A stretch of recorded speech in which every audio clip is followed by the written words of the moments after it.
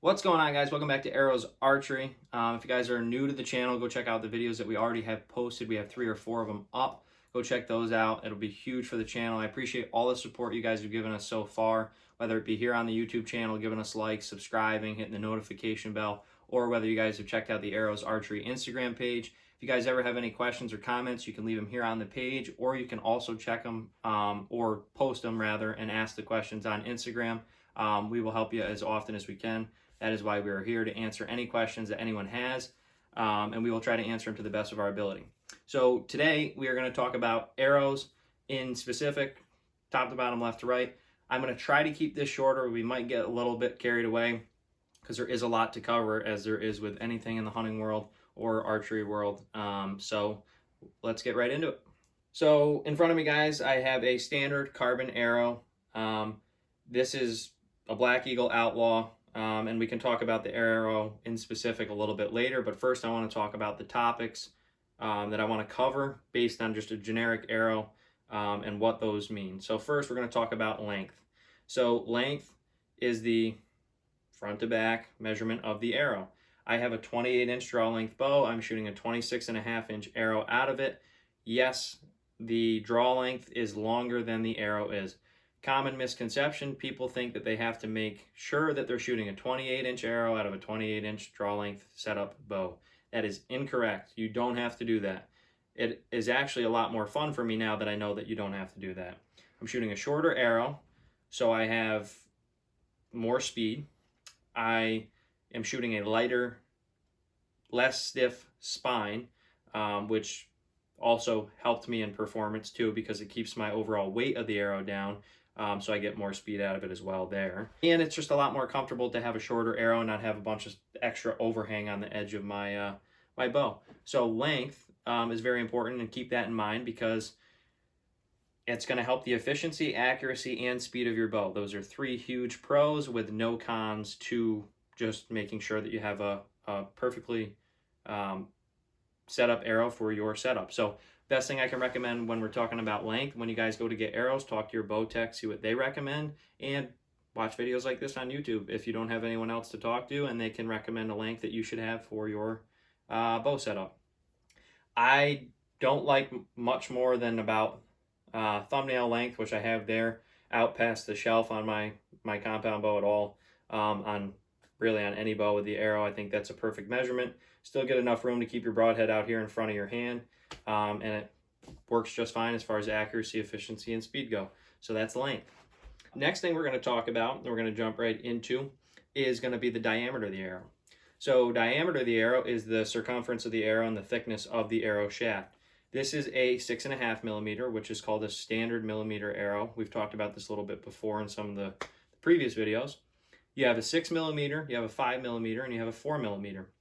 The smaller the number is in millimeters for the circumference or diameter of the arrow, the harder hitting the arrow is, which means penetration increases, wind drift decreases, and your speed also decreases. Wind drift is the movement of the arrow in the air when it flies. So having decreased wind drift is huge for up close accuracy and penetration, and that's why I switched to a 4 millimeter, which this is the smallest arrow diameter shaft you can get on the market for my hunting setup. Because why not have the extra power when you're only shooting 40 yards at max in the woods or the field? This is going to give you that knockdown power and cutting power that you need. So that's why I'm running this. This is called a nano diameter arrow. 5 millimeters are typically called a micro diameter arrow, and then 6 millimeter are called small diameter, 6.5 millimeter are called standard diameter, and again, this is a 4 millimeter, so that's the nano. So now that we've talked about diameter and what diameter increases, which is penetration, we are going to jump right into straightness.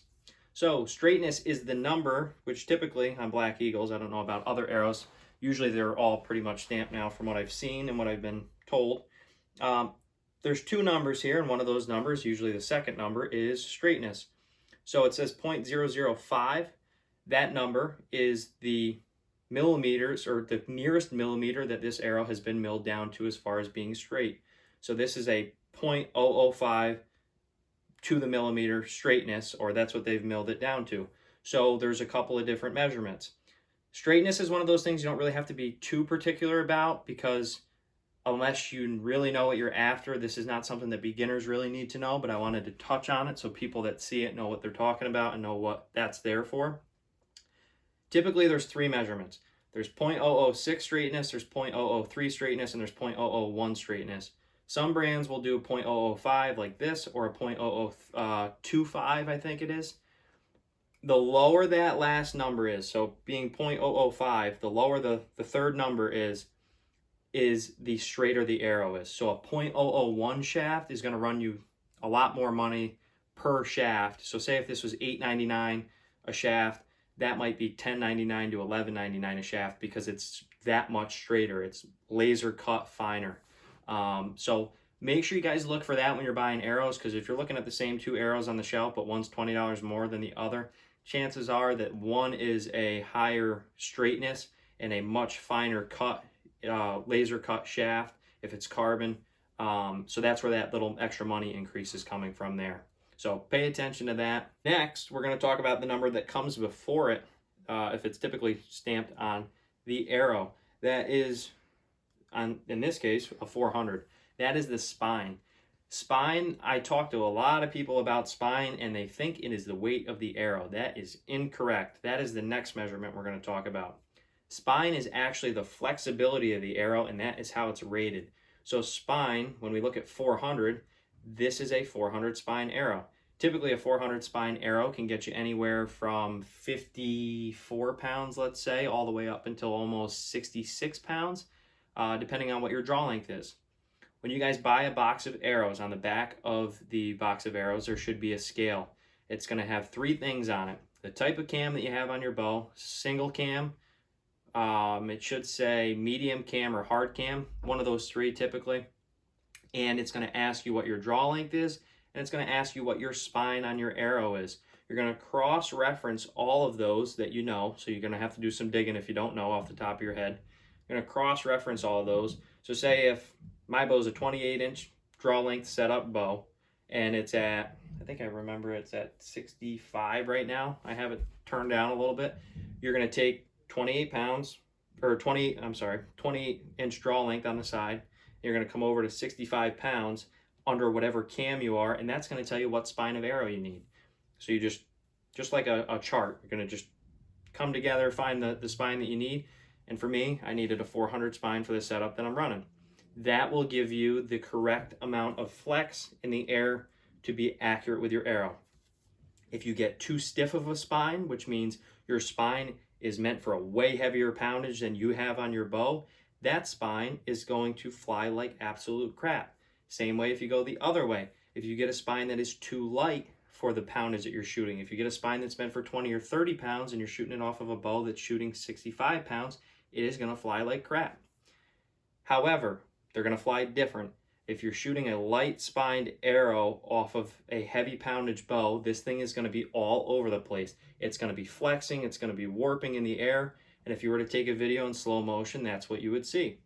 If you shot a stiff spined or too heavy of a spine, or a really stiff spine off of a light poundage bow, this thing would not warp at all. It would almost just get like flung out of the bow. You would see no warping at all, you would see no flexing, and you actually do need a little bit of flex to help rotate this and move this arrow downrange.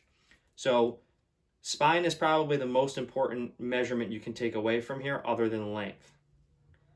The weight that people always think is what spine stands for is called GPI. That's grains per inch.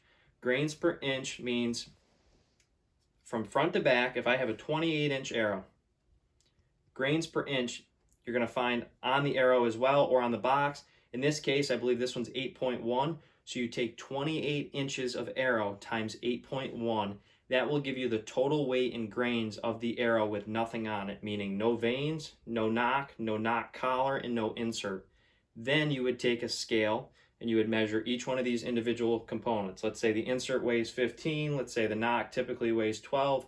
Let's say all 3 of these vanes together weighs 12.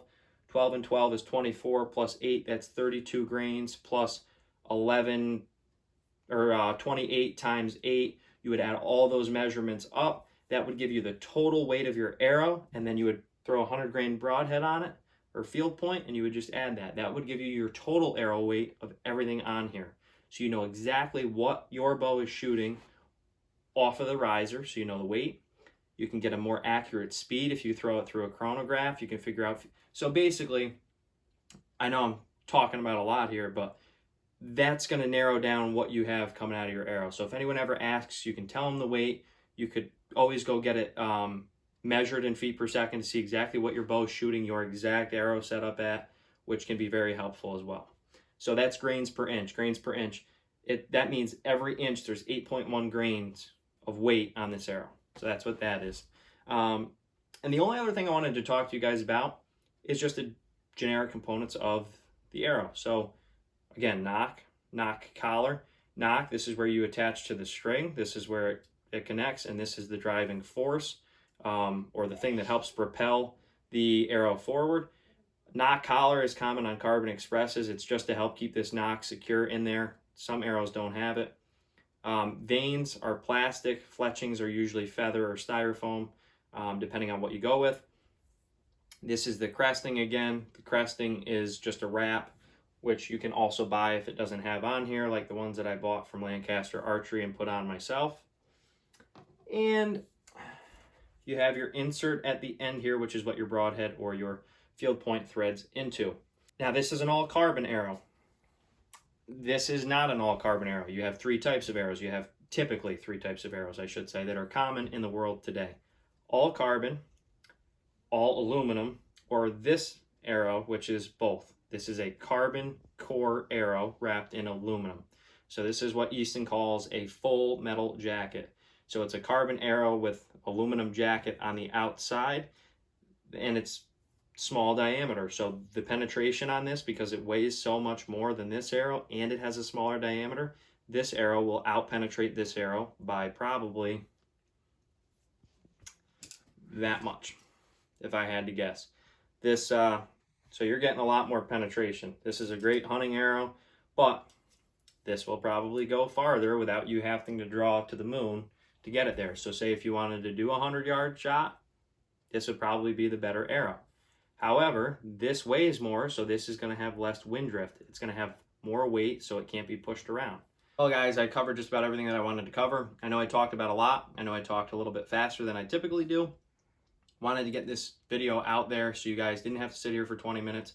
You could learn stuff, and we could get through stuff pretty quick, and you could know the arrow front to back in hopefully about 15 to 10 minutes. Stay tuned for another video. We'll figure out what that is in the next week or two.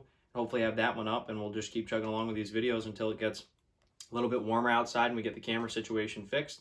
So yeah, again, guys, thank you for tuning in. Thanks for all the support. Appreciate it. We will be back very soon. So stay tuned for another Airohz video. Bye for now.